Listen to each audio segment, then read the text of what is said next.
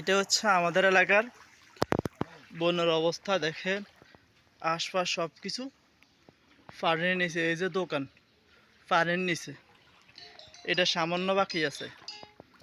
আমরা ভালো আছি অনেক, আমরা আলহামদুলিল্লাহ অনেক ভালো আছি।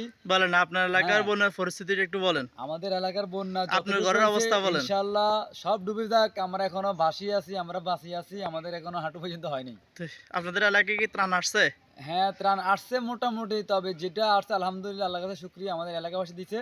তবে আমরা আশাবাদী আরো ইউরোপ কান্ট্রি বা আমেরিকা কান্ট্রি যারা আছে তারা ইনশাআল্লাহ আবার মানুষের প্রতি গরিবের প্রতি একটু লক্ষ্য রাখবে। হ্যাঁ, এটাতে আমরা সন্তুষ্ট। কোন ইউটিউবাররা কি আসছে? না, আমরা কোনো ইউটিউবার দেখি নাই, কোনো বিটিভি এনটিভি বা আপনার কোনো চ্যানেলে আসে নাই আমাদের এখানে, কারণ অজয়পাড়া থেকেও আসে না, আসবেও না। এখন পানির পরিস্থিতি কি কমতেছে না না, বাড়তেছে আরো? পানি আসলে আস্তে আস্তে দিন দিন বাড়তেছে, দিন দিন পানি বাড়তেছে। এখন সবার ঘরে মোটামুটি পানি ঢুকছে, কিন্তু থাকার মতন হয়ে আছে শুধু চৌকির উপরে বা খাটের উপরে, নিচে নামার কোনো সাধ্য নাই। এ পর্যন্ত কি কি খাবার পাইছেন? এই পর্যন্ত খাবার দিছে, তো শুকনো খাবার দিছে আমাদের গ্রামবাসী যারা বাইরে থাকে তারা দিছে সবার ঘরে ঘরে। আলহামদুলিল্লাহ আমরা এটাতে অনেক সন্তুষ্ট। আর ওষুধ বা নগদ অর্থ কে পাইছে? না, নগদ অর্থ এখনো কেউ পায় নাই, ওষুধের ভাবে এখনো পায় নাই কেউ। আচ্ছা, ওকে, আপনাকে ধন্যবাদ।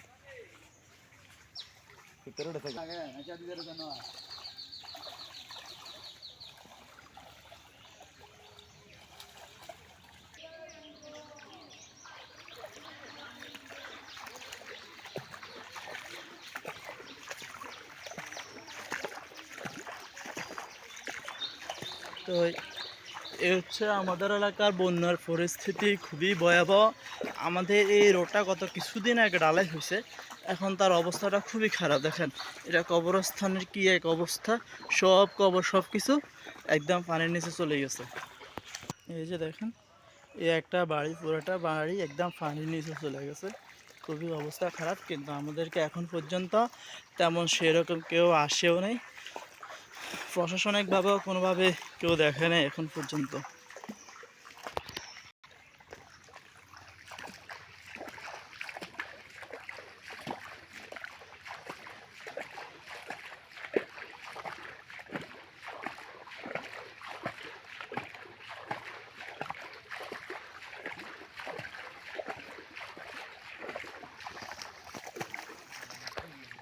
জি ভাই, আপনার এলাকার বন্যা পরিস্থিতি সম্বন্ধে একটু বলেন।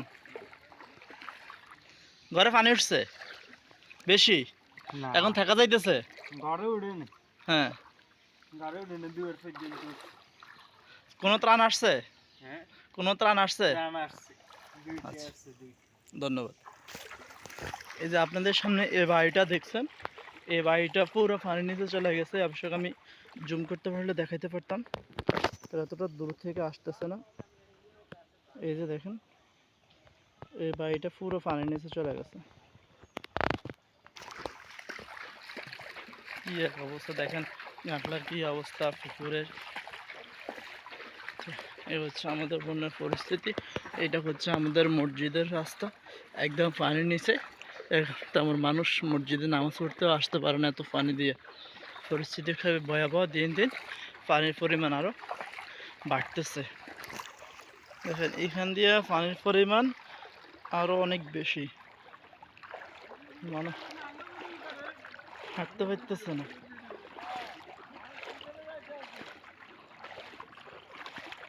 খুবই খারাপ অবস্থা। দেখেন মানুষের কি পরিমাণ পানি। দেখেন এই যে মানুষের যে মাছের পদের সবগুলো একদম পানির নিচে, সব মাছ চলে গেছে। কোটি কোটি টাকা মানুষের লস হয়ে গেছে। কি অবস্থা বেলাল ভাই? ঘর আর কদ্দুর বাই আছে? আর কদ্দুর বাই আছে ঘরের? এনে চলে গেছে, ঘরে আনে ঢুকে গেছে। ও না, কিন্তু নাহলে নষ্ট হয়ে যাব। ও,